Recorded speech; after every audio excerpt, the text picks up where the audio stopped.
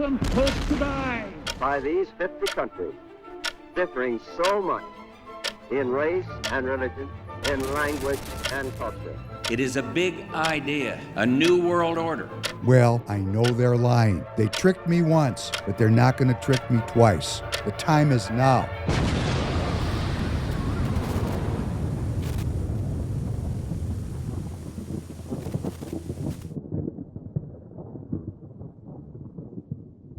Welcome back to the Professor Penn podcast. David Penn, your host. Glad to be with you as always for episode number 244, coming to you on this Tuesday night, October 7th, 7:30 p.m. Central Standard Time. Without much delay or ado, I want to bring on as a guest, someone I'm very happy and honored to have on the show, Mr. Mark Mitchell, who is, I think your proper title is Chief Pollster. Is that correct? Yeah, head Pollster, chief operating officer. There's only 4 people in the shop, so just take your pick and it'll probably stick, What a sledgehammer. That's a lot of oomph.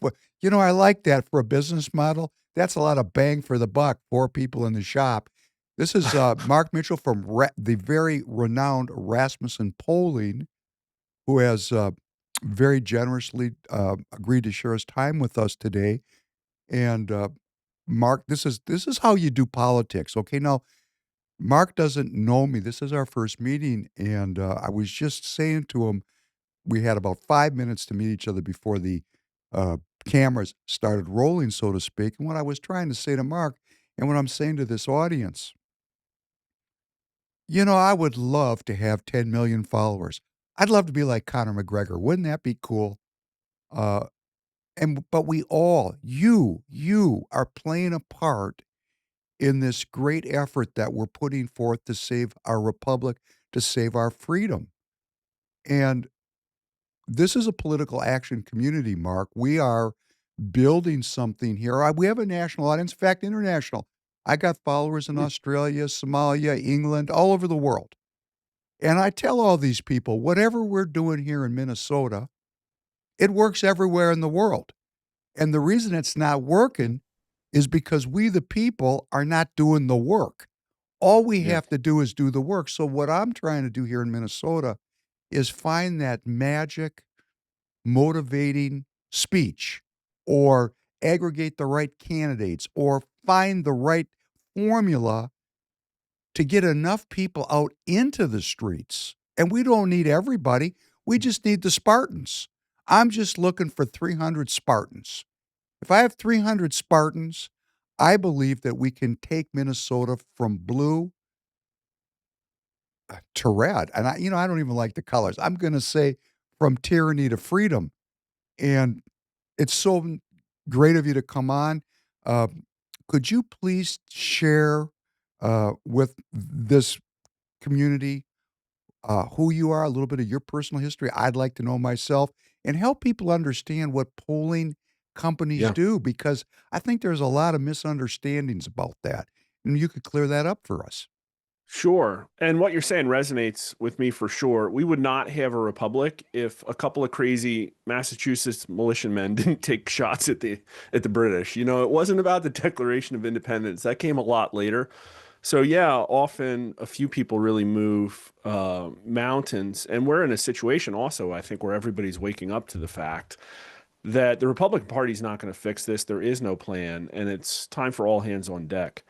But I'm a political pollster, and that means I'm a professional question asker. So I just ask people questions, but I make sure that I get a good random sample of people, and then I do a little bit of math and then report on what they say. And that's really it. But I guess it's dangerous because we've had clients pull, we've had advertisers shut down, we've been swatted 3 times and hacked, and we got put on the CIA's Global Engagement Center list of the most dangerous Twitter accounts. And so that's kind of a problem. But what it turns out is that when there's peak lying and gaslighting going on, what America thinks is a pretty important political football, and it turns out that they will lie a lot in order to try to manipulate that.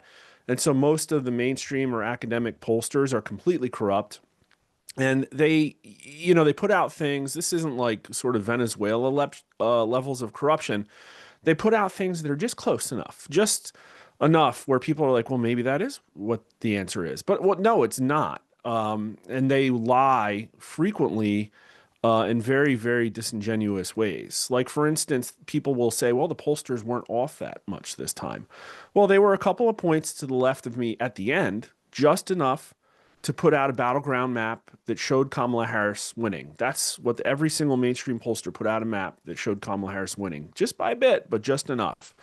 But nobody remembers in September when they were 7, 8, 9 points to the left of me because they were trying to conduct a psychological operation.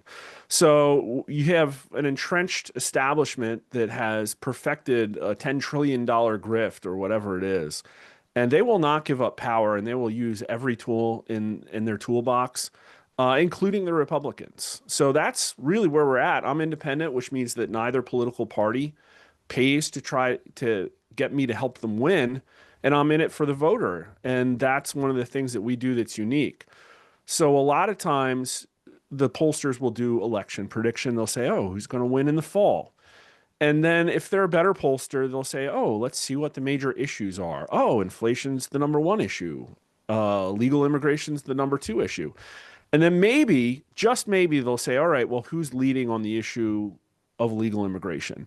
And they'll say something like, oh, Donald Trump by 5 points because it's his issue, but people don't trust him on prices. Or, oh, it's really more about abortion rights.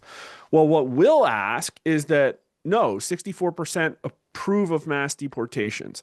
Americans would support a 100% deportation candidate versus 100% amnesty candidate by 20 points.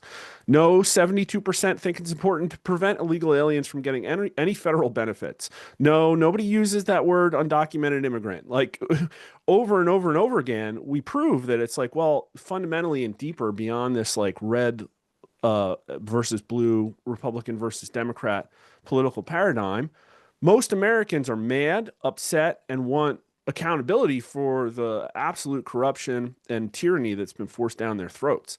And Republicans don't even take advantage of that message. I have like a sum total of 0 offices of the lawmakers who subscribe to my platform, ask me for polls, want me to run anything.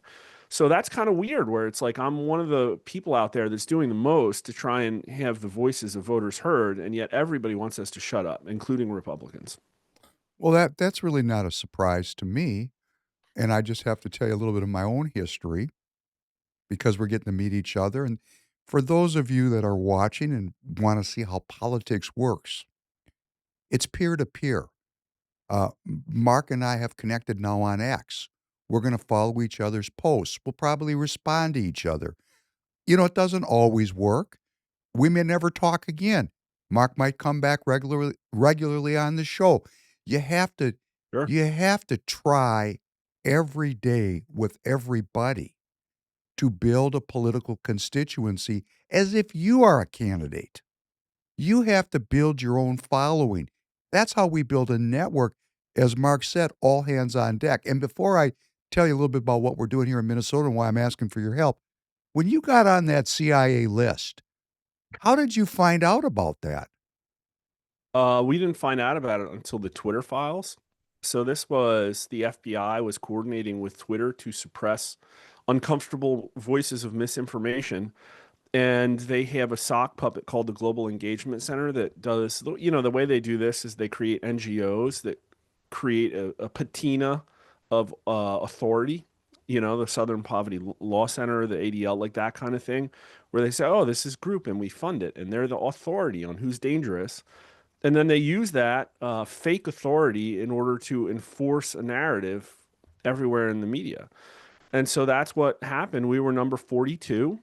We had really good company on that list, Emerald Robinson, Mike Flynn, Donald Trump himself. They tried to shut down the voice of the president. And all we did is just report objectively on actual evidence in cases that were happening about election integrity and the cardinal sin of just asking Americans, well, how did you feel after getting that COVID vaccine? And do you think it's safe or not? And that was too much. That was too much for them because 25% of advertising on all news networks is pharmaceutical industry, including Fox News.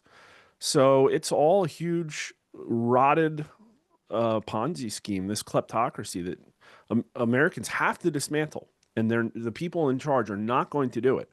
And so when I say all hands on deck, I think everybody's looking around and saying, well, look at the Trump administration. He's doing a lot of good things. But I think it's also going to become clear soon, in a matter of maybe months, that he's not going to be able to fix all this stuff and that the problems go way, way, way deeper than anybody acknowledges. And so we've had a really good run, this post World War II superpower status. It's given us a lot of largesse and a really comfortable country in which to raise our kids, and we've squandered it. We've allowed it to be stolen, and it's going to take a political movement to claw it back. And I'm trying to figure out what that political movement looks like, but it's probably not your granddaddy's Republican Party. Like I think that we can all acknowledge that's probably dead. Well, that is something I can certainly resonate with, uh, and I really like the way you frame that. We, the people, enjoyed the largesse of the post World War II Democrat liberal order, and we've allowed, in the convenience and safety that has been granted us, to have our freedoms eroded and to allow this class, what you call kleptocrats, which I think is great. Calling them kleptocrats is fantastic. Here in Minnesota, and I don't know how close you're following Minnesota. Now, I've been involved politically, and we were talking about just before we went on air, and my audience knows this. I come from an academic family, and I was raised to enter the academy and train, went to an East Coast school. Hmm. I'm really good at taking tests. And I've come to that conclusion. In fact, I just had a lawyer, uh, and she might listen to this, and I have to be careful because I'm using her because I'm in the battlefield. And she sent me a letter that because I review everything every lawyer writes, otherwise I lose the case, right? And I read what she wrote, and I said to myself, "Wow, I'm going to have to rewrite this." Now, this doesn't mean that this lawyer's dumb. Uh, it doesn't mean that she's too busy. It means that I am personally responsible for my own legal outcomes. And, I'm self-governing. So I rewrote the letter. And I guess my point in this is, each individual citizen, you're looking for that formula of how to get this movement going to Yeah. unseat these kleptocrats. And you said something in a kind of a very hidden way. After the midterms, Donald Trump's got, even if the Republicans maintain control of the House, he's done. I mean, he's going to be Yeah. done. And we're going to watch the Republican Party. I predict, and being a fortune teller is not my thing. I'm not big on fortune telling, but I predict if past uh, historical processes are repeated, the Republican Party is going to turn on him after that Yes. midterm election because he's going to be a lame duck president. And what Mark is saying is, hey, this group of people in the Republican Party are not coming to our rescue. And why do I know that? Well, I'm going to tell you. In 2020, after a lifetime of being tangentially involved in Minnesota politics, but very involved internationally and nationally, after that election, I said, whoa, wait a second. That math in Georgia doesn't work. Yeah. I got a serious problem with this, and I jumped into action. And I joined the Republican Party of Minnesota, and it was one of the most naive things I've ever done because if you look at my passport, I've been all over the world. I know the game, but somehow in my childlike, Christ says have a childlike heart. And that's how I came into the Republican Party with a childlike heart. And it took me about 2 years to realize these were not children I was dealing with. These were pernicious agents that had an agenda that lied when they spoke, a lot of them. And we have in Minnesota this about a 50-50 split now between what people call the rhinos or I mean, every state is different. We have Minnesota nice, nice people. They don't like swearing. Hey, if Yeah. somebody wants to have a transgender surgery and they're my neighbor, that's none of my business. We're Minnesota nice. We're going to accept everything. We're nice. We're nice people. And what has happened here is, in that niceness, the Republican Party has collaborated with the communists, and our state is the model of kleptocracy. and is actually the incubator of leftism. And I don't know how close you're following it, but we're up to an alleged about $6.5 billion of fraud since the last Waltz election. And the U.S. Wow. attorney is in here, Yeah. indicting people wholesale. We had we have all this fraud. A lot of it is focused in the, a lot of the investigation right now is focused in the Somali immigrant community, which they're American citizens. They came here and got citizenship, and they actually have a uh, Somali candidate for mayor in Minneapolis who's a Yeah, I've Democrat seen that. socialist. The Democrat socialists have basically taken over the Minneapolis Democrat Party. Uh, we've got Republicans here running for governor that when they talk, they lie. And, I'm trying to call this out. So I joined the party. I moved up pretty quick because I'm pretty good at stuff. And I had my legs cut out from underneath me. And why was that? And I'm going to tell every one of you listening, the reason it was is it's not about your ideas. It's not about necessarily your money. These two things matter.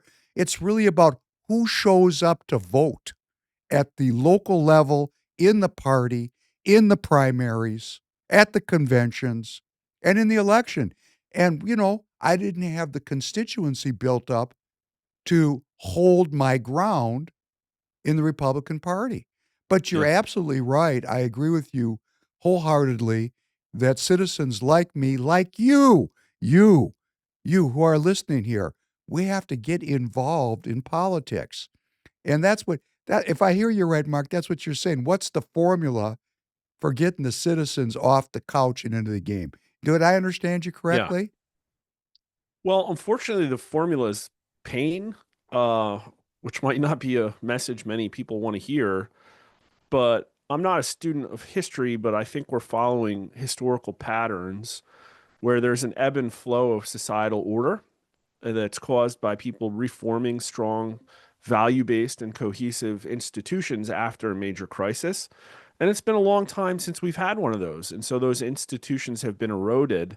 And I'll add another layer. There's this term in Silicon Valley that's been coined that I won't use the term because it's not nice, but it's called encrapification. And this idea that, well, okay, you have a product that was made by a team that wants to create a great customer experience. They want to serve their customer. But over time, it becomes corrupted by profit interests. And they say, well, where can we cut corners? How can we squeeze the user?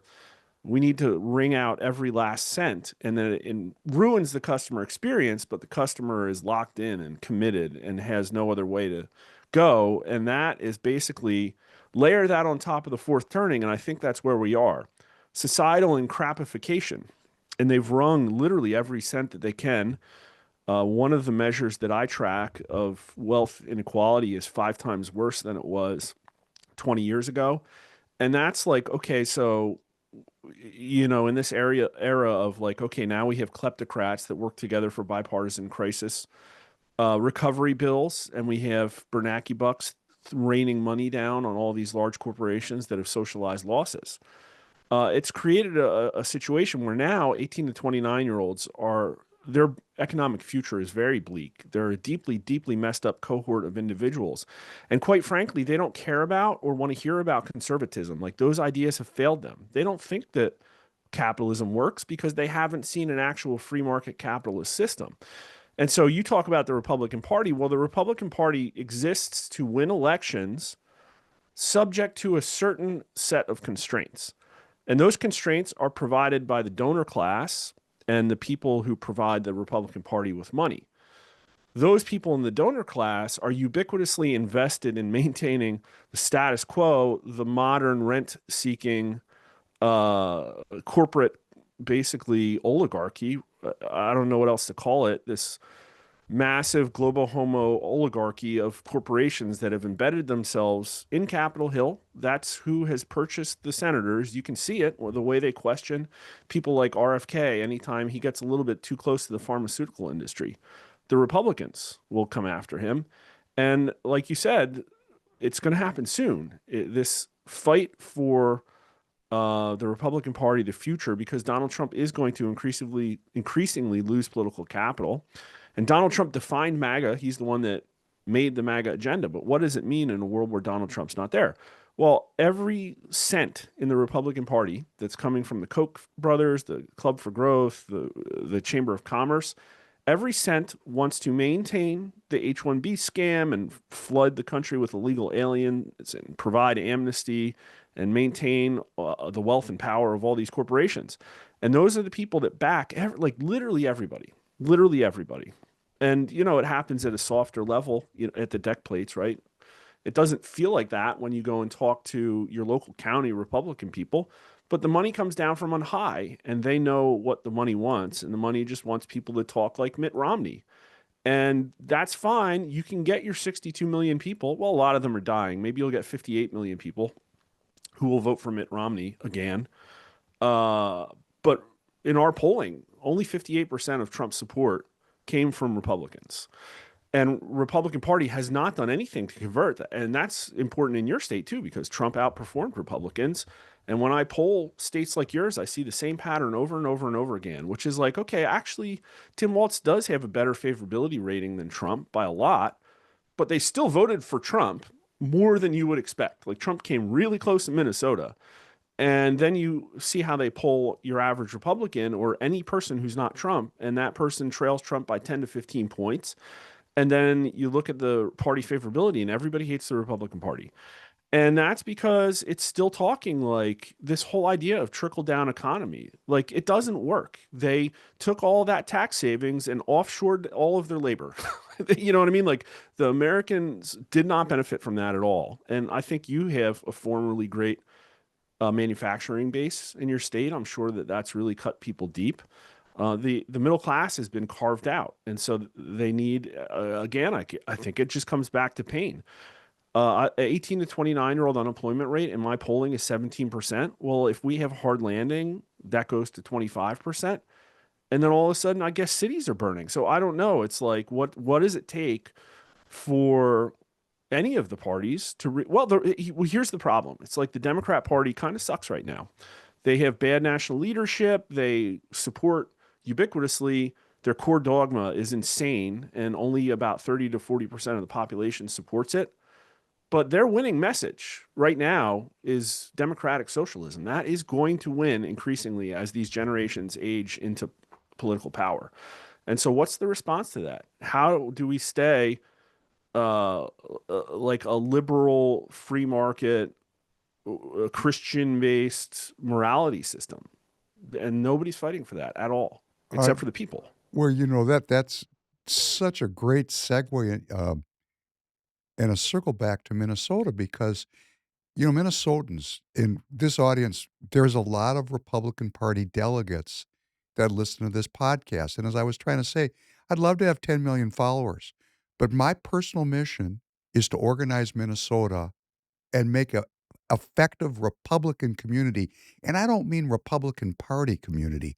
I mean a community of citizens that believe in the philosophy of republicanism. As you said, a liberal political philosophy of free markets, the protection of minority rights, self-governance, citizen sovereigns. What formed this country. You talked about the a couple of guys that fired off some shots at the British on the bridge, but the people that wrote those documents were philosophers. They were warrior priests that understood the philosophical history of the world and were trying to operationalize a political structure that maximized human well-being, human freedom. And those people believed that freedom and well-being went together like hand in glove. Well, these democratic socialists don't believe that. They believe that we are going to sacrifice freedom for well-being. They have a different model. And here in Minnesota, and we're going to talk about this on Thursday night's podcast just to give a little appetizer. I'm going to talk Thursday about political strategy for an hour and a half. There was just a very widely viewed, and you would find it interesting, actually. It's called Precarious State. You can find it on YouTube and Rumble, Precarious State. It's an hour-long documentary that was filmed by a former local news anchor, a man named Rick Kupchella, who's gone into his own private media business now. And it was run on KSTP, which is the local ABC affiliate owned by Hubbard Broadcasting. When you talk about those oligarchs that run the world, this is Stanley Hubbard's company, multi-billionaire media empire all over the country. And, they're allegedly to the right of whoever's to the left of them. But I'm going to tell you that, they have been not supportive of Donald Trump or the Citizens Movement or the America Firsters, Yeah. however we would call that. But if you watch this, which we're going to talk about on Thursday, they've thrown up their hands. They're terrified because the Democrat Party here in Minnesota is the petri dish of the country. Like, for example, our former chair of the Minnesota DFL is now running the DNC. For example, Mark Elias of election integrity, quote unquote, fame started in Minnesota. I could go on and on like this. But my point is, they ran an hour special on this ABC affiliated network, basically saying these democratic socialists need to be stopped right now. Yep. And what's so interesting, and we're going to talk about this, the Democrat Party on the City Council of Minneapolis, the self-avowed Democrats, vote with the Democratic Socialists 90% of the time. So I don't know what they're planning on doing over there because, as you were saying, that party has given over to Democrat socialism, which let's just call it socialism. And Minneapolis is a ghost town. You're a little bit younger than me. I don't know. Do you remember the Mary Tyler Moore Show?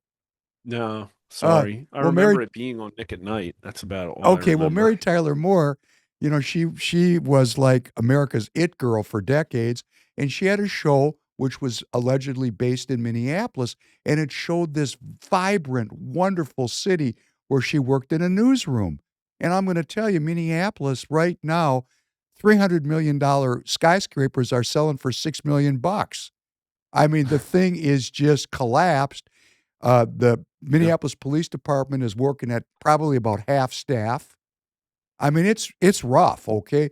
So the constabulary of liberal Democrats has now blown the whistle and said, all hands on deck to stop the socialists.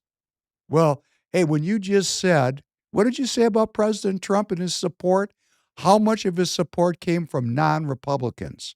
That's very critical. 42%, yeah. 10% of it was from Democrats in my Okay. polling. The exit polling might not say that, but that's what my polling says, and I believe mine. And 32% from independents, 10% from Democrats.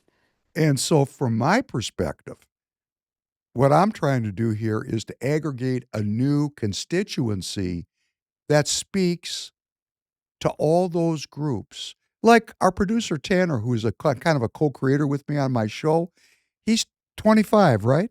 25. He's the one that has really helped me because the average age of the Republican Party, of course, you said they're going to die off. It is 462 years old. The Crypt Keepers are running the party. And Tanner has taught me, like I didn't even know, his generation refers to themselves as the Doomers. I didn't know that.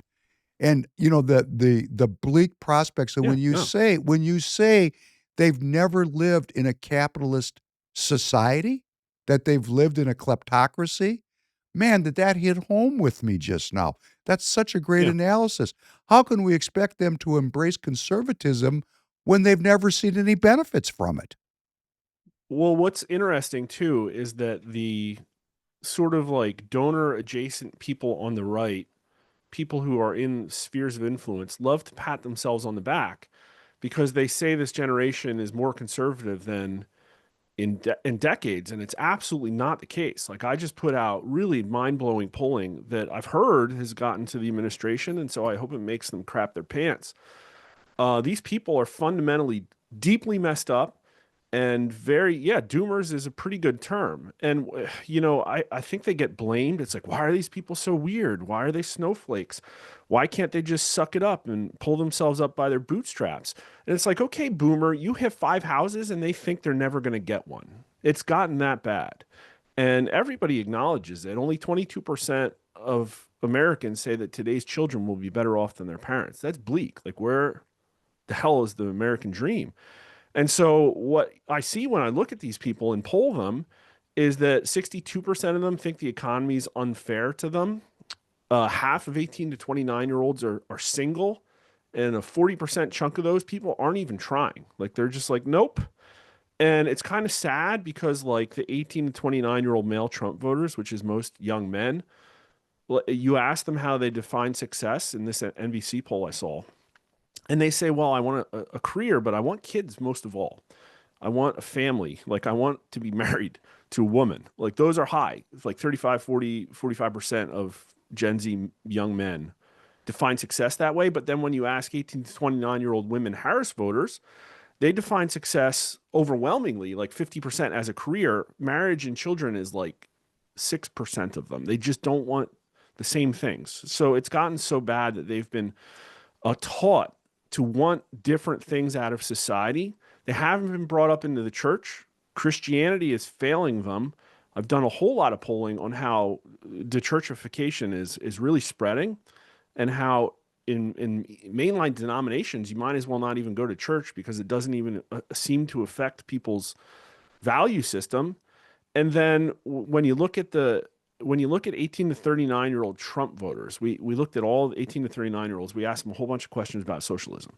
People who voted for Trump in 2024, overwhelmingly by almost 80%, support nationalizing major industries like healthcare, tech, and energy.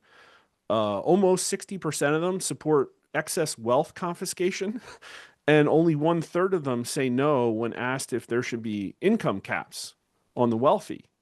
And they set the income caps pretty low too, not like $1 billion.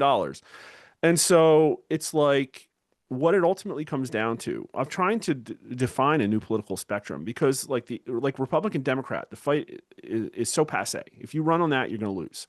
But then is it conservative and liberal? Well, the liberal ideology is winning among the left. Liberal is the fastest growing ideological subset. So conservatives losing. But if you look at conservatism, it almost sounds like a luxury belief. Like, if you tell an 18 to 29-year-old that we're just going to cut corporate taxes and you're going to be able to get a job, they're like, no, I can't get a job. Like, half of 18 to 29 say that it's not possible for everybody who wants to find work to get a job. So they're going to tell you to screw you. And then the religious battle, losing, yeah, they're like 18 to 29s, the ones that go to church a lot, and they're identifying more with traditional things like Catholicism. But they're also overwhelmingly pro-choice. Like the church has completely lost that battle. And then you look at, it's like, so what battle is left? How do you define the political spectrum? Because political scientists are still using this one where it's economic freedom, and then authoritarianism versus libertarianism on the vertical axis. And my proposal is that if you want to understand modern politics, the new political spectrum is like fraud tolerance versus authority trust. And so 65% of everybody, including a huge chunk, most of the Zoomers, are down in the lower left quadrant that wants zero fraud. They are sick of it. They don't want this system to milk any more money out of them, and they don't trust anybody in authority, not even Republicans. And then if you look at where most Republican leaders are, they're in the upper right quadrant, which means they totally trust the system. They're part of it. Of course, we're not going to hack apart we're not going to hack apart the CDC. We're not going to hack apart the NIH. These systems have value. Like, ask any Republican, and they'll really tell you that. And then they also have complete grift tolerance. Sure, like, yeah, why would we even make it look like we're going to touch Social Security? No, it's totally fine. 20% of it definitely isn't going to like duplicate payments to Venezuelan drug leaders. So the problem is that you have the Republican Party and the core of most voters in complete opposite sides of the spectrum. They are totally 100% not aligned. Like, Mark, can I slow you down? Because, yeah, I like to say back what I think I'm hearing, because I don't want to get this wrong. And I want to summarize this. This is you and me talking. If the audience can benefit from this, I'm going to tell you what I heard. What I heard was we're being sold a set of attributes of the 18 to 29-year-olds.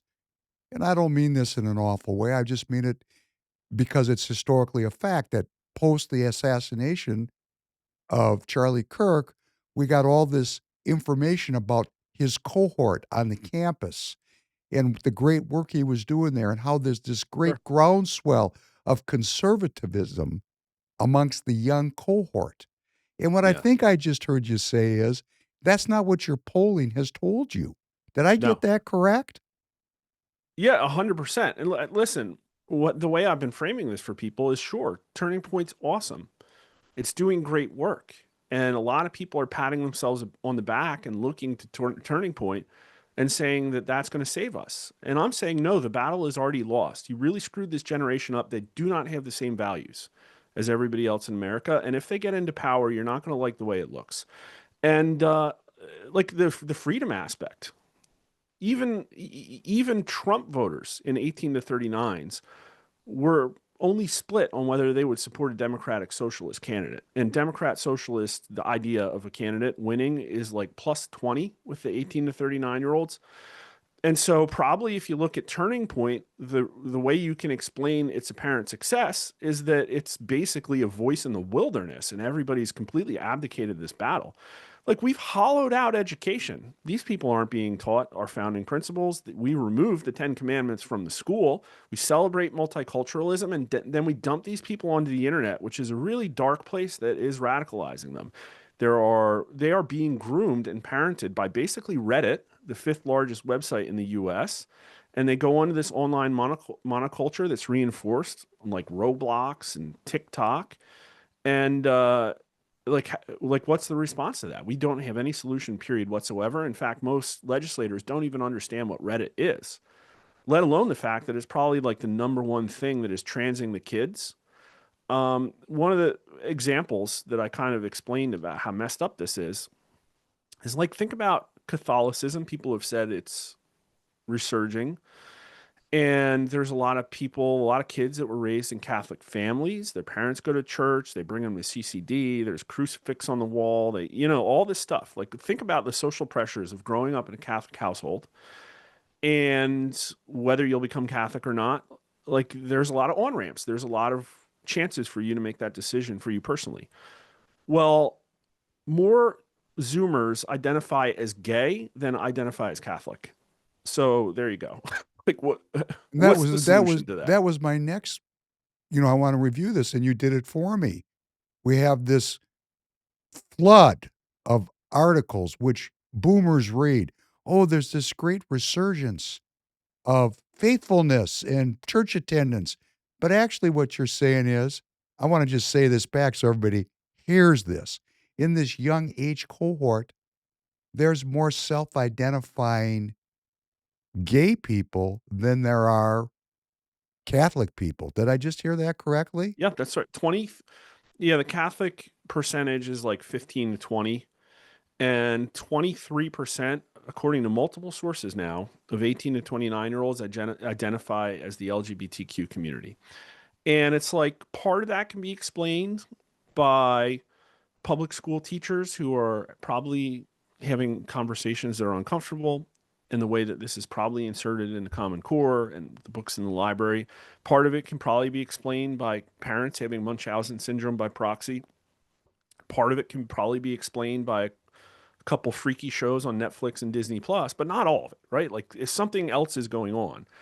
And so when you go to Reddit, for instance, Reddit, for people who don't know, is basically like a modern bulletin board. It's a community where you can go find different sub-communities about certain special interests. And the trans community on Reddit is bigger than the Christian community on Reddit by a lot. It's 620,000 people are a member of the trans community. And then there's other trans subreddits too, like Ask Transgender, where you go like let's say you're a 13-year-old and you want to play Fortnite and you lose. So you're like, well, how can I get better at Fortnite? Or I want to go see some Fortnite jokes. Then you'll go to the subreddit for Fortnite and you'll see a whole bunch of people who have like little trans flags in there. And they, like, here's my friend. He talks to me about Fortnite. Well, what communities does he go to? Oh, he goes to Ask Transgender. Oh, I kind of feel a little bit weird in my body. And none of this is behind any like age barrier or anything, right? And let me also say that Reddit is half of Reddit's traffic is like degenerate porn. But so you're on Reddit and you go to Ask Transgender and you start talking about how you're not comfortable in your body. And then some like 45-year-old trans weirdo groomer is like, well, here's how you can go to your doctor without talking to your parents and get HRT. And this group will help you find a place to live if you want to move out and like all this stuff. So that's like one of the places it's happening. Obviously, there's other places, right? Like California has even like codified this into law with the Trevor Project. They're putting this link to this trans grooming community on the IDs, student IDs of middle schoolers. And so, like, this is the problem that, like, you've heard the Overton window, and everybody wants to pat themselves on the back and say the Overton window is moving back to the right. It isn't. The Overton window, even on things like transgenderism, is still moving to the left because there has been only Trump, the ubiquitously, I think almost every legislator except for like 5 of them, like Nancy Mace, would come out brutally against transgenders because just saying no doesn't move the Overton window back to the right. There needs to be an equal and opposite reaction. And so, yes, the country is increasingly becoming accepting of transgendering minors. It's still the minority who want that, but it's a growing minority, and you're going to lose on things like reparations. It's going to happen on things like socialism. It's going to happen because there is no mechanism, not a single dollar spent by any organization to move the Overton window back to the right. It's just not. It's like you look at a loony idea like reparations. Increasingly, it's moving to the left because ubiquitously every Democrat is like, oh, I guess I should talk positively about reparations. That's what my dogma says.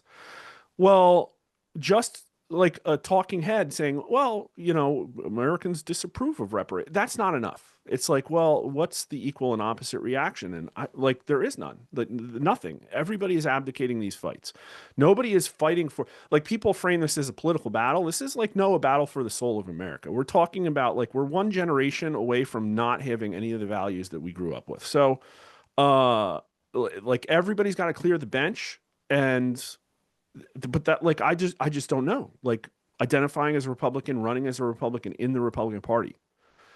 I guess it's a good start, but the fourth turning tells us that we're in like the final 5 years of where everything falls apart. So, you know what I mean? It's like people need to be like quitting their job and picket lining and making counter protests and like literally flooding the streets in opposition. I want to. We're not there yet. Can I just break in for a second? Sure. Everybody can go online to Royce White's X account. Royce went last week to a Republican Party gathering in the kind of this metro area, and there was a group of leftist protesters out in the street protesting this Republican gathering. And Royce stood in the street and screamed at these people and called it a counter protest. The police came and they moved him back. And one of the leftists filmed, with their camera, filmed Royce, and she posted this thing. This thing has gone viral. And I spent a lot of time with Royce. We were at an event in 2024, and we came around the corner, and there was like 60 protesters there. Many of them dressed up in Palestinian garb, and somebody said something really scatological towards Royce. And Royce waded right into 60 people and said, okay, if that's how you feel, come on. And of course, he's 275. He didn't get any takers. But, he's actually in the street confronting, counter-protesting, calling these people communists, calling them Satanists. And he's an army of one. Okay. Well, Yeah, right. A lot of times I'm with them. So you got 2 people. Well, and we started a thing called Street Team here, where we're going out to all of the sports events and just holding signs and confronting people. Well, it does take a certain amount of courage. We've ceded the streets to the left, but I want to go back. What you're saying about this, these quadrants of where the voters are and where the Republican Party is, I want to go over that one more time because your theory of the case is that the new politics is anti-corruption and Yep. trust. Rebuilding institutional trust. Yes. And I And can see that all the time because like you can tell that Trump doesn't get it or doesn't want to get this aspect of it. In that, like under Biden, people said by a majority that the FBI was Joe Biden's personal Gestapo, and the FBI lost its 50 plus favorability rating for the first time in our polling. And it's like people say, oh, well, Trump like trounced Kamala Harris because she was a terrible candidate. Well, no, I think he had a mandate because his agenda was popular, but he barely eked out a win on somebody who was basically an empty vessel. And she convinced 49% of America to vote for her, assuming our elections aren't completely corrupt. But only 30% trust the federal government. So, in my opinion, this election was a referendum on the statist overreach of Biden and the inflation crisis. And so, what Trump gets into office and does, first off, I'll say he starts hacking apart the federal government with Doge, and that's when his approval rating was highest. He actually hit a 60% approval rating with 18 to 39s.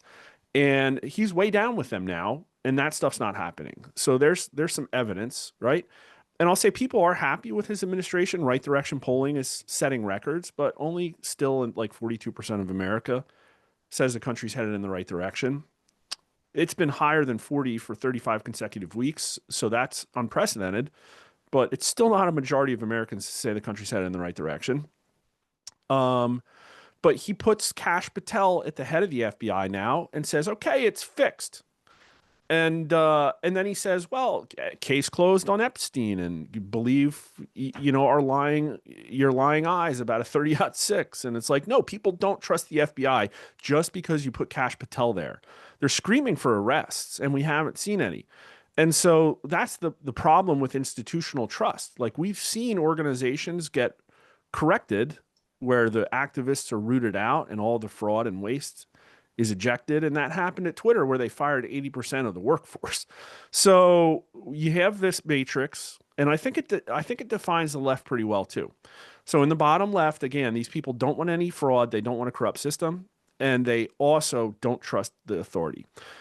The right leadership is in the upper right where it's like, yeah, the fraud's fine. Like I'm Mitt Romney. I'm on the board of the International Republican Institute getting $1 million paycheck for doing nothing.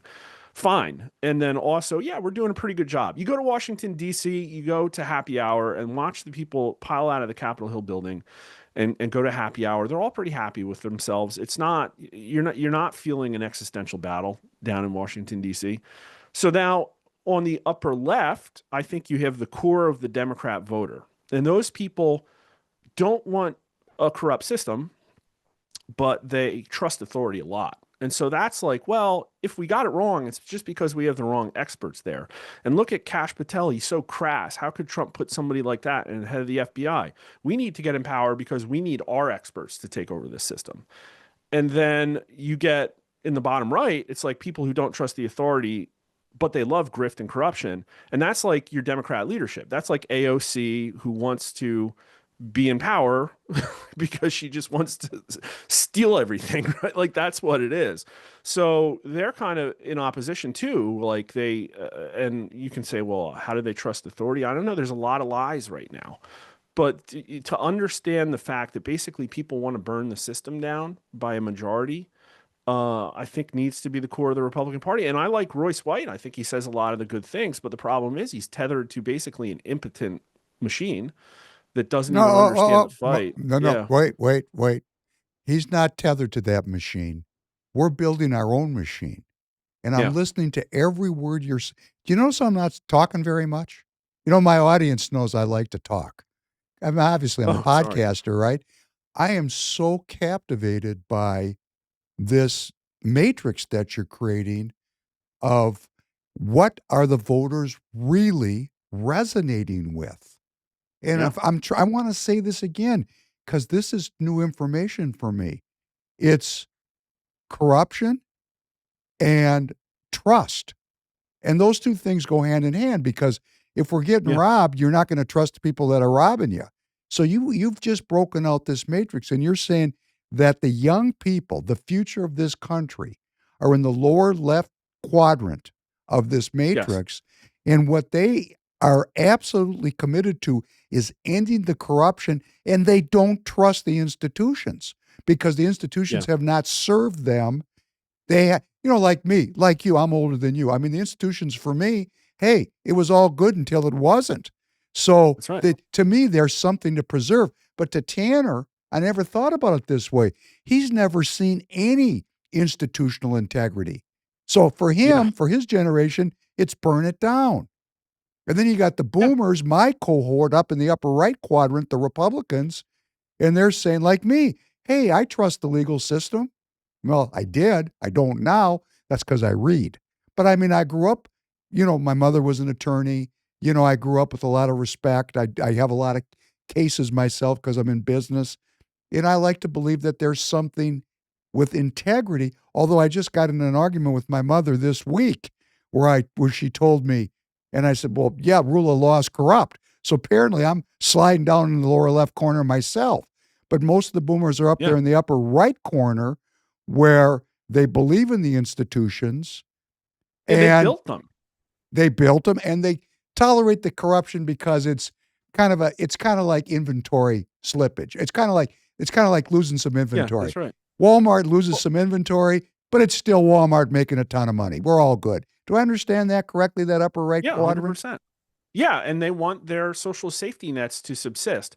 And everybody says, "Oh, look at that's the thing that pisses me off so much is that they say, "Oh, look at our buckling social safety nets. We're not going to have enough people to pay for my social security. Those 18 to 29-year-olds need to breed more. Those people just need to have kids and wing it." Well, it's like they can't afford a house. You gave their job to Indians. Like, no, they can't. And everybody looks at this collapsing demographic wave and says, "Oh, we got a problem." Well, nobody looks at that and says, "Oh, also 25% of those people are gay, and 35% of them have mental conditions, And the women and don't want to make and the women families. don't want to have kids." I mean, Exactly. it's just obvious, right? And then in that upper left-hand quadrant, let's talk about that one. I want to get this under my belt. This upper left-hand, talk about the upper left. So I think those are people that fundamentally like trust authority, and they think that experts can run the system, but they want their experts in basically, The and it's like Democrat, this is the Democrat voter, the cohort, the backbone that votes Democrat. yeah. A lot of college educated people, they respect authority because they have the authority. They have the degrees. They just want their experts running the machine. That's right. And how do they Yeah, feel and about those the people, corruption? they don't see it. They say, "Well, look at Trump. He's so crass. He must be a rapist." Oh, they That's blame what it on the other side. They're caught up in the exactly. dynamic of left and right. So Yep, and these people, the people down the lower left, they're not caught up in that dynamic. They're saying burn it down. no, they've taken the pill. They've taken the red pill. And You up in the know what I upper mean? left, that's maybe their parents. If you talk Yep, about that's the blue legacy pill. voters, those people are Yeah. educated. They want their experts in Well, there's a place. lot of like younger ones, and there's a lot of Christians in there too, and it's people that have been taught that they want sanitized abortion rights, even though it means murdering babies. You know what I mean? Like it's like I did a lot of religion polling, and what is kind of weird is that um, basically, like Christians in America are only +2 pro-life, and that's kind of like weird considering that many would say objectively, abortion, especially like later term abortion, is like obviously against biblical principles, right? And yet, overwhelmingly, Democrat Christians support a candidate who was for unfettered abortion. And so they've done a lot of mental gymnastics in order to get there, but essentially that aspect of Christianity doesn't apply to them. Whereas for Republican Christians, it does. And whereas for evangelical Christians, it does way more than Protestant Christians.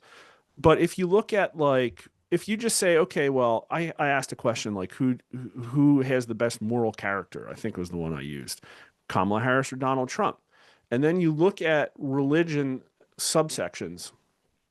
The religion who's most confident in their worldview, who understands their value set clearest, is atheists, not Christians. They overwhelmingly said, "Oh yeah, Kamala Harris, she's the one who has the better moral character." And so obviously there's an information war going on and people are consuming different fact sets. Like that's fundamentally the core issue. But you can't just blame it on all the lies from the mainstream media. They want to consume those core fact sets too. They want to belong to something that has moral authority. And that's dangerous because when they get power, they're going to shove it down everybody's throats. Like the Democrats wanted to put the unvaccinated in prison camps and imprison anybody who questioned the efficacy of the vaccine. These are people who are supposed to be liberal. And they wanted to, like almost 60% of them wanted to imprison people who questioned the vaccines. And the Biden strong approvers was like a massive number. I can't remember what it was. And so it's like, again, going back to this right versus left, the framing of like a Republican versus Democrat battle, it doesn't capture any of the stuff. The fact that the Democrats are fundamentally insane. The 18 to 29-year-olds have completely lost hope in the system and want something different. If they can't get Donald Trump, they're going to pick AOC or Bernie Sanders. That's just what's going to happen. And when that person gets in charge of the country, like maybe Mom Donnie will show us what happens in New York first. I don't know. Now, I mean, like, there's good news. I think J.D. Vance is going to win in 28, probably, if nothing changes. But I think the Democrats are probably going to pick up the House and the Senate in the midterms at this rate. Probably. I mean, history tells us they should. And like, what does the Democrat Party do? Everybody I talk to says, well, they're going to use the nuclear option. Well, it's like, why is the Republican Party not doing anything? They have passed nothing. And it's like, oh, the 60 vote filibuster limit. But yeah, America thinks we're on the brink of a civil war. 43% of America thinks a civil war or revolution's coming in the next few years. So it's like, and I've given them a very clear, like the government's shut down right now. We can't get a budget unless you pass, unless you pass a budget reconciliation, right? Which isn't going to happen because the Democrats don't support it.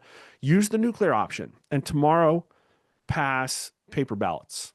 Use the nuclear option, and the next week let's get bipartisan election audits. Next week, let's get voter ID. Like the week after that, like pass something popular that everybody supports. Arrest people. They want arrests. Like 70% of America says it's likely that most legislators are profiting from the system in ill-gotten ways. Like they think it's all corrupt, man. Like, and everybody that you talk to, every single person involved in politics is invested in the system maintaining its status quo. What it sounds to me like is that upper left and that upper right quadrant, those voters are maintaining the fictive red-blue fight. And the ones in the bottom Yes. of the quadrant, those are truly the dark forces in the society that are seeking either to overturn it or to profit from it. That's right. That's right. 100%. And so this is super informative to me. Just that the dynamic, that the matrix of decision making has shifted, the Overton window. And look at Minnesota. I'm going to ask you to help me look at it as we stay involved. The fraud that's going on in Minnesota under the Democrat administration, which that's a bullshit story. Sorry, Tanner. We try not to swear because we're up on YouTube also. The Republicans are blaming the Democrats for fraud. I mean, just to me, because I'm a business person, okay, if $100 million disappear, that could be a criminal. When you start talking about billions, that would be what I would call broad bipartisan support for that system. Sure. And, we got leading Republican candidates in Minnesota pointing their fingers at the Democrats. You did this. You guys are the sheepdogs. You're supposed to protect the citizens. So they don't understand that every time they point their finger, there's three fingers pointing back at themselves, because there's that lower left quadrant that sees the whole system as being corrupt, both sides of it. Yeah. And we're not moving the needle here in Minnesota yet to address. All we're doing is using it like a cudgel. We're not really politically addressing, where did the money go? See, this is another thing that really matters. You steal a little bit, they throw you in jail. You steal a lot, they make you king. We're talking about billions of dollars of Minnesota taxpayer money disappeared. Where'd that money go? Who created that funnel? I want every dollar followed. And you know why they're not going to follow it is they don't want the answer. They don't want the powers that be don't want the answer of where billions have disappeared to. Yeah, like arresting the fraudsters is the easy thing. You know what I mean? Like the right controls the FBI now. And like, what have we seen? Like, what have we seen? I hear that there have been grand juries impaneled. They indicted Comey. He's not in jail yet. Like, like the part everybody has to acknowledge that it's way worse than you know. And I'll give you a quick story. So when I was 35, my wife said, you should get checked out. I think you have sleep apnea. Your dad has a CPAP. Maybe you have apnea too. And so I went to my doctor. He says, well, you need to get a sleep study. I'm like, fine. So I get hooked up and I go to the sleep study and they're like, you have apnea. You're going to die. And I'm like, no, let's not be histrionic here. I'm probably not going to die. I'm a healthy 35-year-old man. This is so dangerous. You stop breathing 50 times an hour, you're going to die.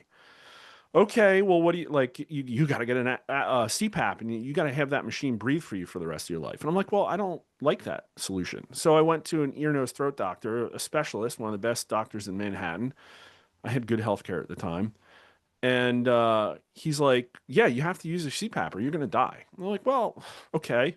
What are my options? And he says, well, we can surgically disconnect your jaw here and here. It's going to cost you $50,000 and it's got like a 40% success rate. And you're going to have to, eat through a straw for 6 months. And I'm like, well, I don't like that option either. And he's like, well, there's an experimental treatment. We can shove a 10 gauge needle through your tongue and pin it with like this device. And I'm like, oh, I don't like that option either. And he's like, oh, well, we can insert carbon fiber slivers in your throat. It's like, $10,000. It's got like a 20% success rate. And I'm like, this is the best that science has to offer.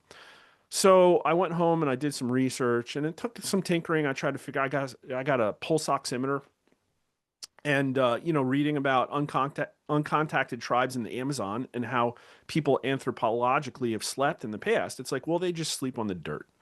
So I'm like, all right, I'm just going to sleep on my carpet and my apnea went away. And so I'm like, wait a minute, maybe it's just positional. So I decided to sleep on my side and now I don't have sleep apnea. I taught myself to sleep on my side. I got a firmer mattress. So I asked Grok, I'm like, well, that's kind of weird because it would have been millions over my lifetime to have a CPAP for my entire life. There's probably some danger with like mold and stuff, like it's, and I said, okay, Grok, if half of the people that are taxpayer funded that currently are diagnosed with sleep apnea and have a CPAP, if just half of those people could fix it with like health, positional changes, what would be the 10-year savings to taxpayers? And Grok said $850 billion. Wow. So, Yes. you know what I mean? Like, we're not, like, the Republicans freaked out when they went for the $5 billion child pain medication market. So, it's all, if we had just capped Social Security, or if we had just capped Medicaid, Medicare and Medicaid, as a percent of GDP in 1970, we would only have $11 trillion in debt right now. And so it's all, I use, since you swore, I'll use the phrase, it's societal and shitification. Every cent has been wrung out of this thing by a system that has not yet even had an opening shot fired at it. The opening shot was Trump. And look at how it freaked out. It literally tried to throw him in jail and kill him. Like, it's incredible. Now this is so interesting because I started out politically trying to talk about the politics of human well-being, that what can bring people together on a bipartisan, nonpartisan basis is what extends our longevity and increases our prosperity. Let's not talk about this in a left-right way. Let's just talk Yeah. about our longevity is in decline for the first time in my lifetime. We're Yeah. spending more money on healthcare than any per capita than any country in the world by far. It's not even close.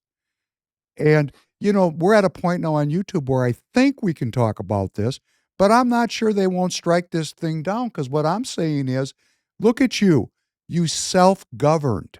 You went to your doctor, which was extraordinarily prudent and intelligent. You trust, you don't disregard science.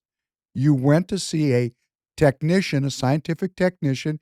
You said, what are the different, I've been diagnosed with something. what are my potential treatments? And you went through each one of them Yeah. and you said, I don't like any of them.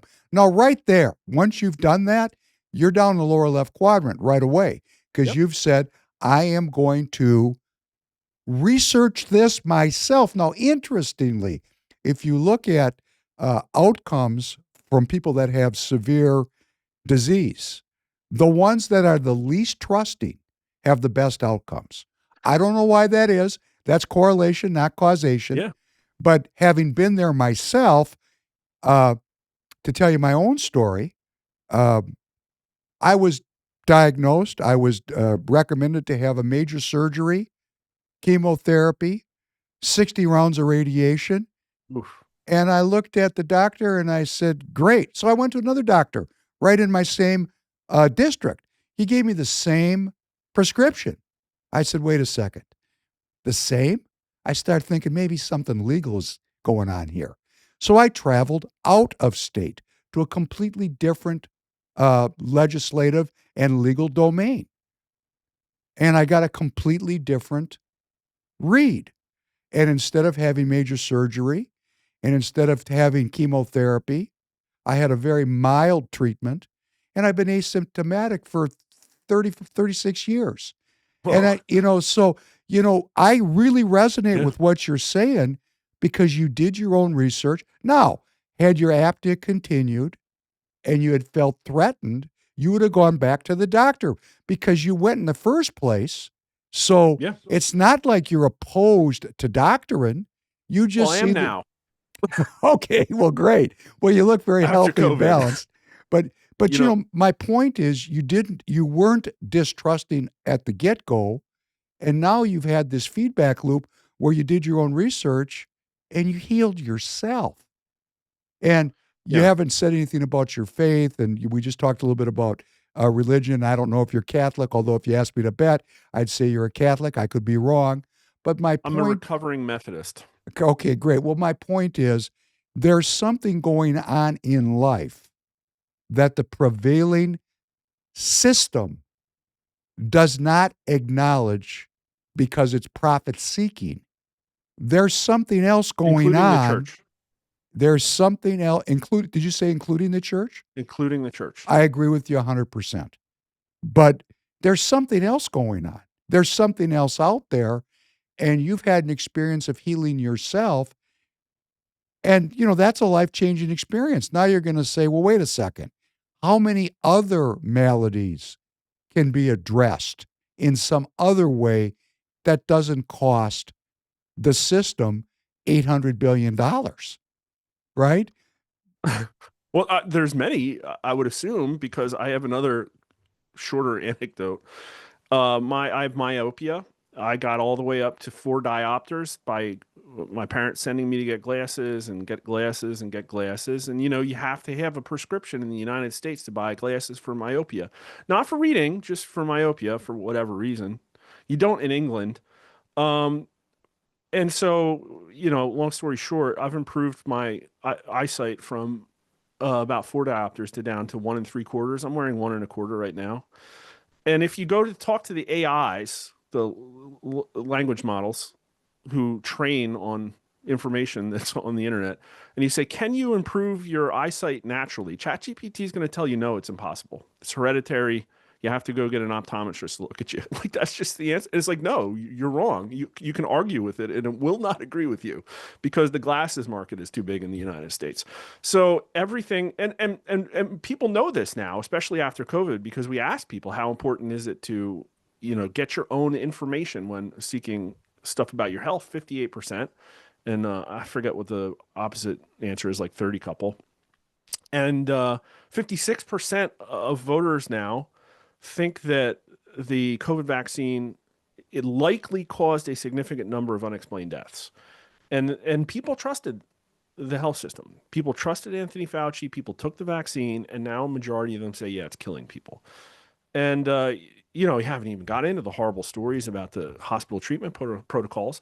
Many people think that patients were murdered, like literally just killed for money. And where's the accountability? And people want accountability. That's the thing. This old matrix does not work anymore. It's not about libertarianism. Like libertarians can go screw off. You've lost. Your ideal system is it might as well just be like. I mean, like, it's nice to want that. Maybe that's an ending point. But I think the right is authoritarianist too, because we asked a question recently about Jimmy Kimmel, and there was some quote we had about, do you agree or disagree that fascism isn't coming, it's already here? And the quote won by like almost 20 points. People are like, yeah, it was fascist, like firing Jimmy Kimmel. But that's in polling where Trump had a positive approval rating, and many of the people who said it was fascist were Republicans. So they're like, great, shut this guy up. And I mean, I'll tell you another one that's changing rapidly is that if you think like, what's a question that you could pick that shows you the fundamental core of somebody's like justice system, like the decisions they make around how they've the capital punishment. Like, should criminals get executed? And we polled that in 2019, and it won by 13 points, capital punishment, 49 to 36. Well, we polled the week after Irina Zarutska the video came out of her getting murdered, and the death penalty wins by 40 points. It's plus 70 among Republicans. It's plus 20 among Democrats. And so 3-1, Americans want the death penalty now.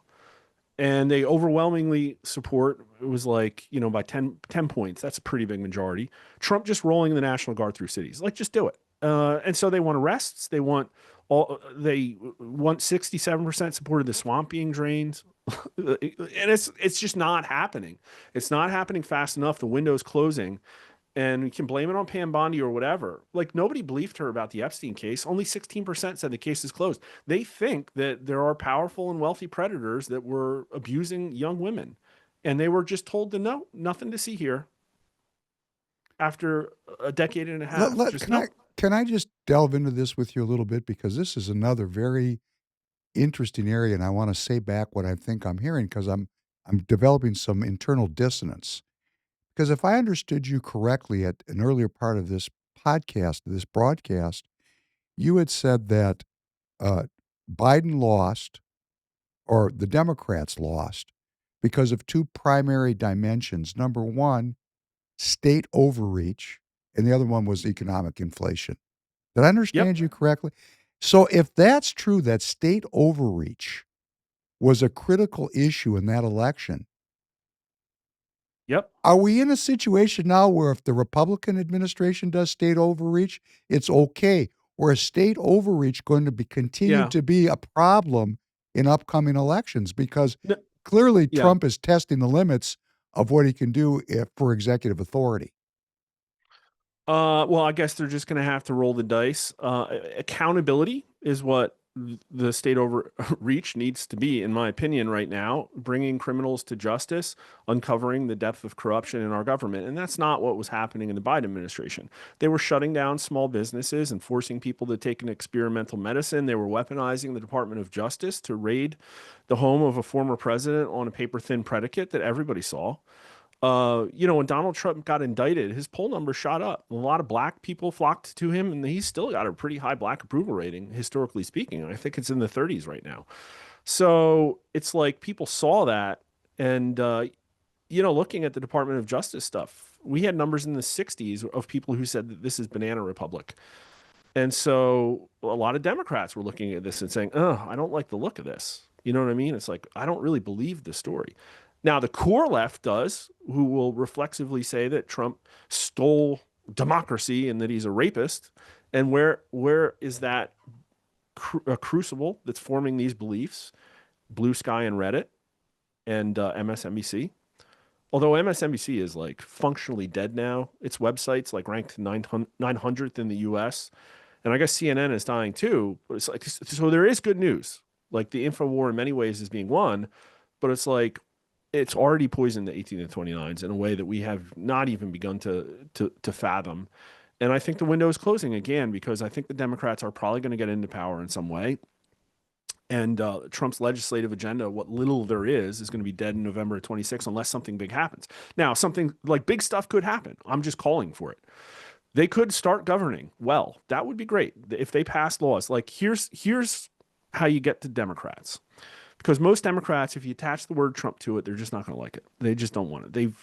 They've tuned out. They think he's Hitler. But believe it or not, Democrats actually do share some fundamental values with the rest of us. They believe in fairness. So if you like anything about fear, crime, fairness, they'll be for it. Like they don't like election cheating. They just think Elon Musk stole the election. But if you ask them how important it is to prevent cheating, 90% of them say it's important.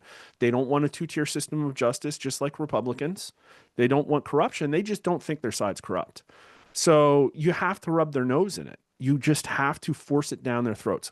This is how corrupt your system is. And we are not seeing that. When you just like, you fire off one indictment at Comey, and all of a sudden Reddit has enough time to shape him into a martyr. And it's like, well, it's not enough. It's not going to be enough. Well, we all know how bad it is. We're talking about corruption. I mean, I think you and I could talk about this for hours, but I think we're seeing it in a very similar way. It's so baked into the culture, we can't even recognize it. Yeah. We're talking about institutional. There's aspects of the Trump administration that are corrupt as well. 100%. He's surrounded by grifters. The information I think that he gets is limited. I think there are people profiting off of his administration as well. And so like that can't happen. Oh, we go all the way. Don't, on my podcast, we go all the way. I mean, I'm a pretty staunch critic of the military industrial complex, the medical industrial complex, the educational entertainment complex. These are the entrenched interests. This is what you call the status quo. So what we're trying to do here in Minnesota is just find enough people that are pissed off enough. And what I'm getting out of this is they're in that lower left-hand quadrant. That's where those people are. That's what my polling says. Now, how activated are those people? I don't know. Many of them are probably happy with their status quo. Like, I don't know. Like, people are not on the streets right now, but they want arrests. Like, we asked if intelligence officials manipulated information in order to get Trump in the Russian collusion hoax. I forget the exact wording. It was something like that. Should they be arrested? Yeah, 57% said yes. I think only in the 20s said no. And half of Democrats were like, yeah, if they sure, they should go to jail if they manipulated intelligence. And so it's like, that's a very strong majority, stronger majority than any political question, and a bigger majority than most politicians have won by in every single district across the country. And so that's what Americans like. These are fundamental things. Say that one more time. Is this an issue of fairness? Is that what you're saying? What is the cultural value we're talking about here? One of the highest numbers, everybody's like, oh, well, everybody believes this or everybody believes that. No, it never happens. It's never everybody, except for like very, very, very few questions. I ever get a number above 90.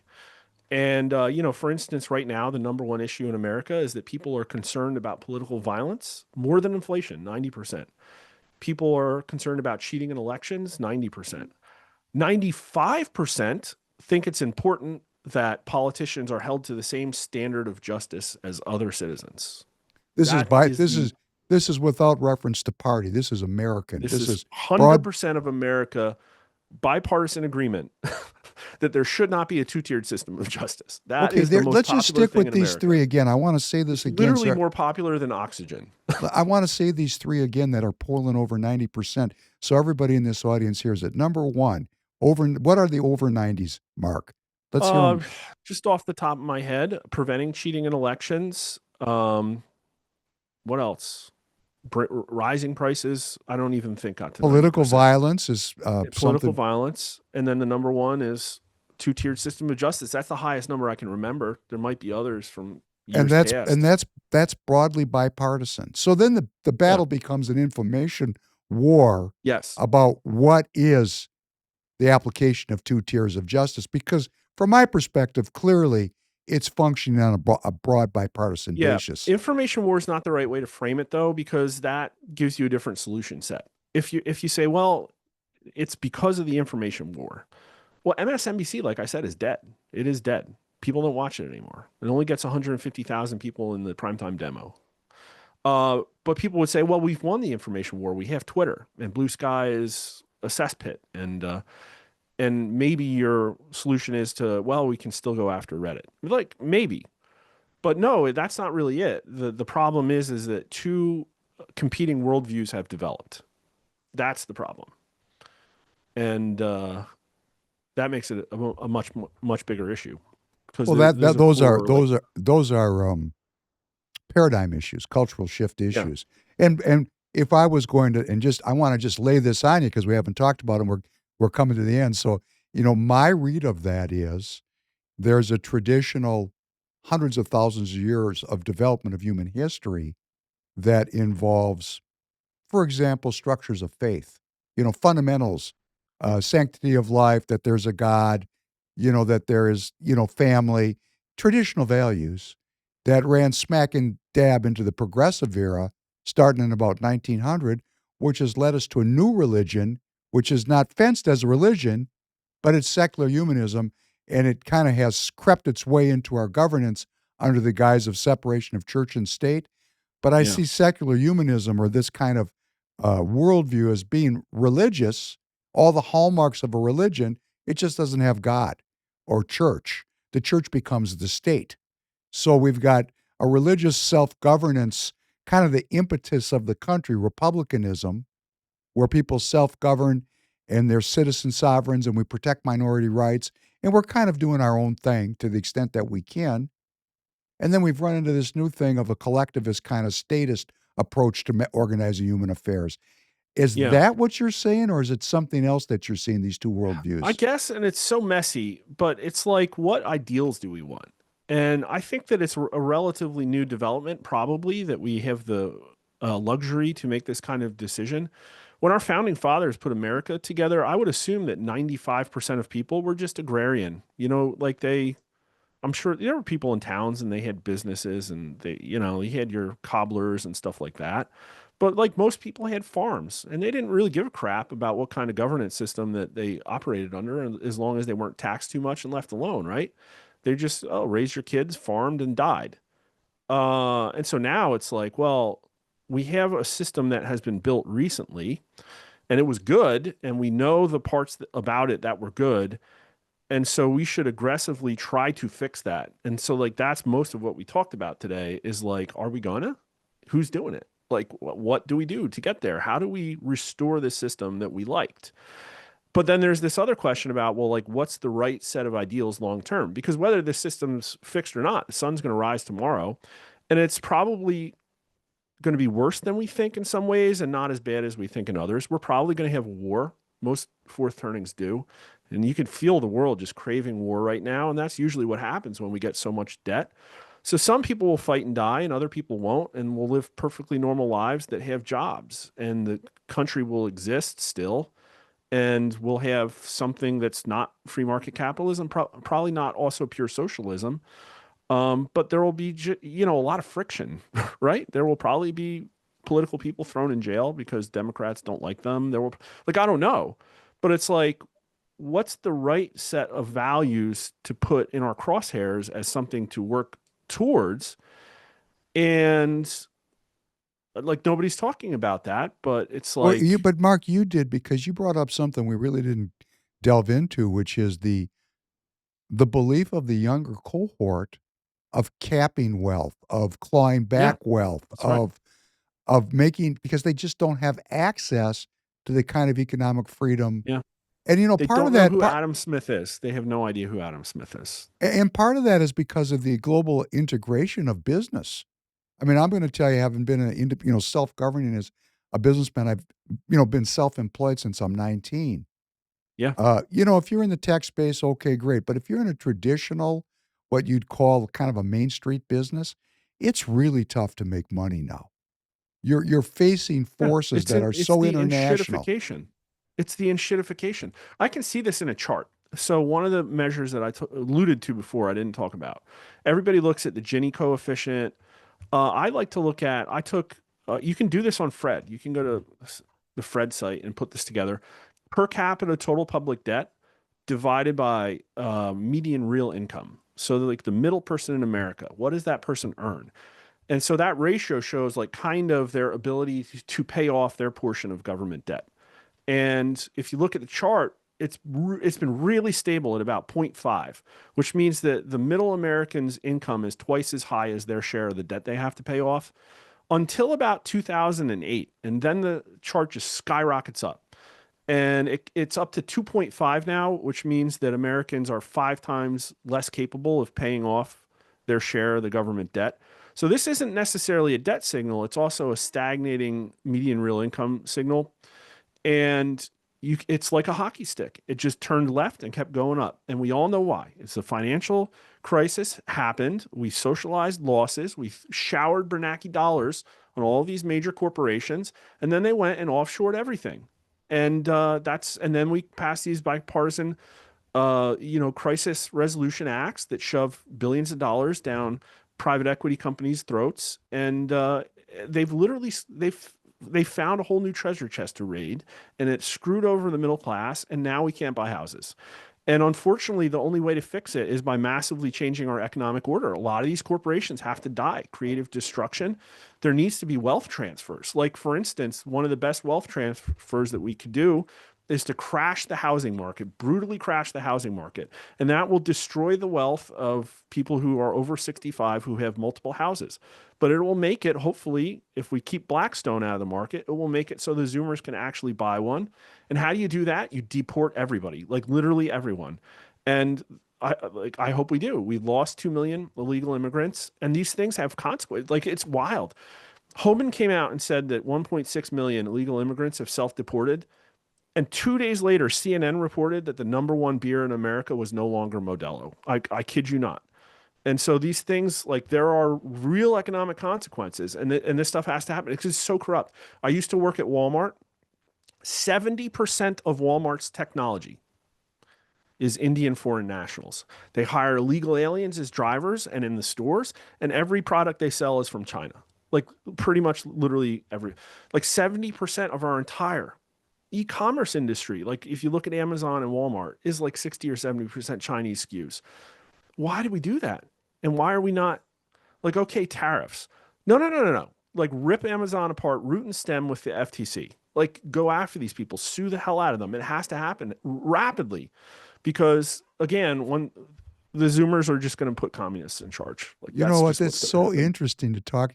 I could see we could just sit back and talk about e-commerce. And I'm just going to tell you, because I always forget this, we run an e-commerce tire company here to fund Free People Radio. It's called TireGet.com. You're welcome to be an affiliate. We sell tires, and we got the best deal on tires. We put them on people's backyards. 5 minutes from your house, we can get them put on. Best price in the country, best service, great service. I've been in the tire business since 1979. When I started in the tire business, there was no imported tires. None. Right now, today, my brain's locking up on me. I think 70% of the consumer tires that we put on our vehicles, they're imported.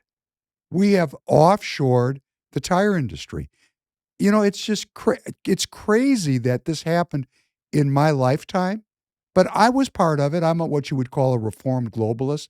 I was in China in 1993. And you say, well, why did we do this? Well, I know why we did it, because I was in the seminars when the government people came in and said, we're going to make the Chinese just like us. We're going to turn them into free market capitalists. We're going to break the back of Chinese communism. And, having been in China for years, what's happened is, and, I'm looking at this, just yesterday, the Trump administration took a 10% stake in another mining company. We're moving into a form of state capitalism to confront the threat that China poses because their economic system is just better at winning. Ours is better at giving everybody a shot at losing. Right. Theirs is better at giving the country a shot at winning. And so we're changing but what I'm getting out of this from you is, and I felt this myself, and I'm always afraid to say it because, I come out of that kind of Reagan era, which in Reagan was a free trader and an immigration supporter to the max. So, but there was a kind of an ethos around Republicans were complicit for sure. This was not a Democrat thing. Yeah. Oh, I think they led the charge. If you look Yeah. at Daddy Bush, Junior Bush, Reagan, we have such, some of the states now, they no longer have Lincoln Reagan dinners in the party. They're just Lincoln dinners. Because I think people are starting, but it's like when I say this, there's going to be people in Minnesota.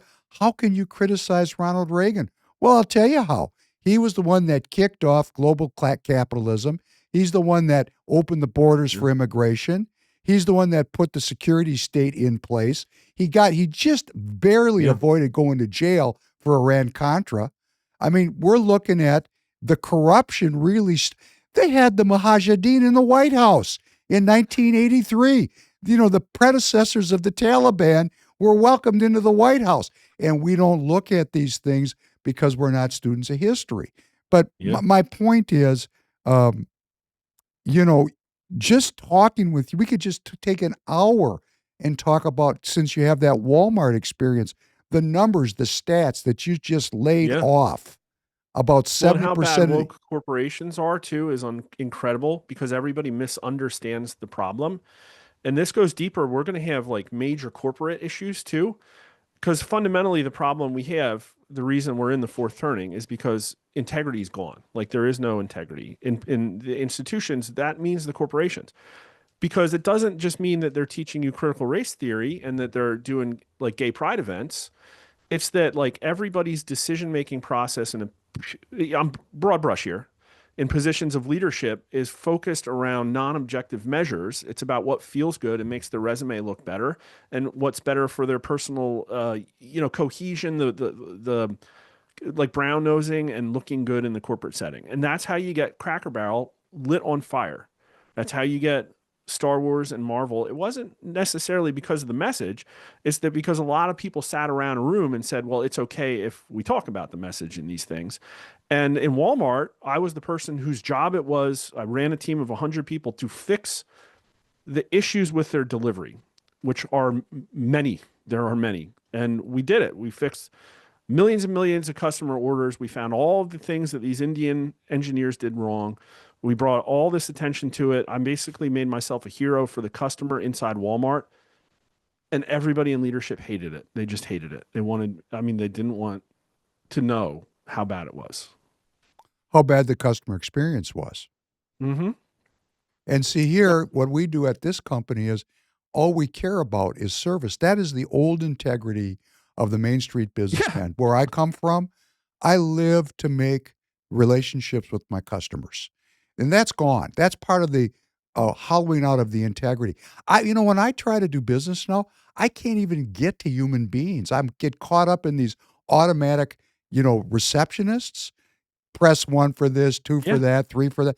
It's such a devaluation of humanity. Yeah. Then you go to the Philippines and somebody who doesn't know, and then you provide them data about your experience and they don't use it.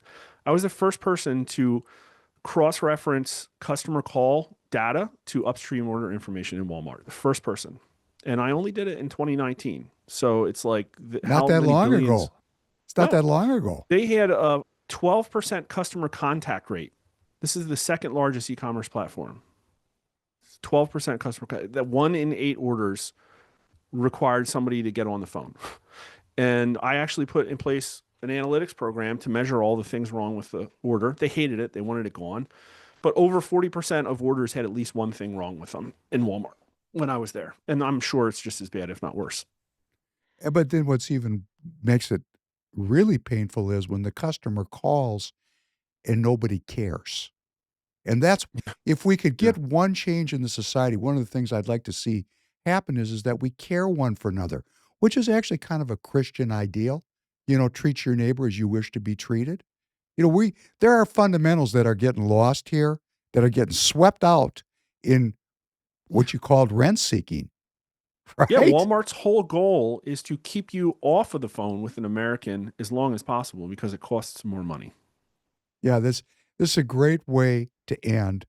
It was great to talk to you. The point is, it's about the money. We got to follow the money. And this is a kind of a perversion of the American way, because in America, we were free to pursue our life, liberty, and the pursuit used to be the pursuit of property. They changed to the pursuit of happiness. But we have grown up in a system which has been weaponized against itself. Yeah. And, It's that's great if you're a libertarian. I love those ideals. That's fine. But if we lived in a libertarian country right now, everything would be controlled by Amazon and Google. That's it. So what You- you're everything- saying is that the way the system has been exploited is going to force us to change the system to deal with the exploitation. And actually, if I'm hearing you correctly, you're saying the window is closing. We have to move quickly to do this if we want to do anything at all to keep the country away from socialism as this younger cohort grows older. Do I understand correctly your theory of the case? That's exactly it. And I try not to have my hair catch too much on fire about it, but maybe I'm overselling the problem. But I think most people listening are probably like, no, you're not. Well, we're gonna.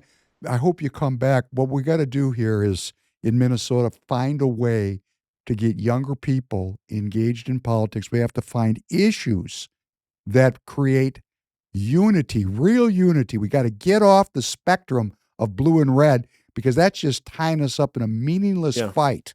And while we're fighting with each other, we're getting robbed. Here in Minnesota, they're up to $6 or $7 billion of just fraud. And I'm going to say again for everybody listening in Minnesota, steal $100 million, that's a crook. $6 or $7 billion, follow that money. And then we're going to really learn something. Mark, was so nice to meet you. I really enjoyed listening to you, and I hope you'll come back because what we need is some data. We need to organize our efforts around what is the future of the electorate. So I want to thank you for informing me sincerely. Tanner, thank you for coming in this morning. Mark, we'll have you back soon. Everybody, can you please, Mark, share your social media handles for the audience that might want to follow you? And I suggest that they do. Yeah, sure. I'd love to be back. I think one of the things that could help is if there was a national movement that's not MAGA. Like Trump can't fix this all, and it's not the Republican Party. People need to come together. I would love to help poll for that organization and provide my insights. Maybe Elon can fund it. I don't know, but something's got to happen to tie all of these grassroots together. And now's the time. But yeah, Honest Pollster on Twitter and Rasmussen_poll on Twitter and YouTube. Just did like an hour and a half video yesterday that kind of really steps through, like more provides the numbers backing up like my theory of the case. I go a lot more into the religion too, this like kind of existential struggle we're in. So if people want to go check that out, it's up. Tanner will be putting the links to your socials in the description of the podcast. Thank you so much. I wish you well. It was very enlightening for me. I enjoyed listening to you tremendously. I'm sure the audience did. I wish you well. And as we say here at Free People Radio, Godspeed to you, sir. Thanks so much. Great to be here. Thank you. Thanks, Tanner. Of course. Have a good night, everybody.